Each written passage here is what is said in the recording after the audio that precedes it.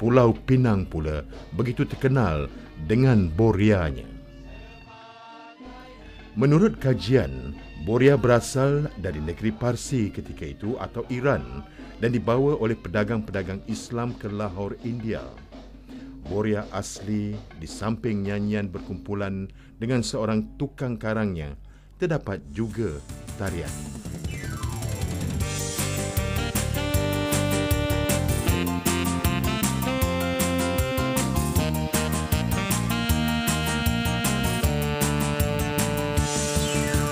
Salam di hulu, salam gembira untuk saudari dan juga saudara.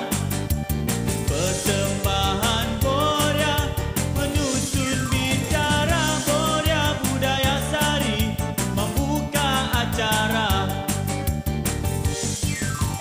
Salam di hulu, salam gembira untuk saudari dan juga saudara. Persembahan Boria menyusun bicara, Boria budaya sari membuka acara. Persembahan Boria biasanya sudah menjadi satu kemestian dimulakan dengan lakonan lawak jenaka pendek. Isi atau temanya akan berkisar dengan isi pantun yang akan dinyanyikan oleh tukang karang di dalam satu-satu kumpulan. Waalaikumsalam. Balik dah cuba siapa.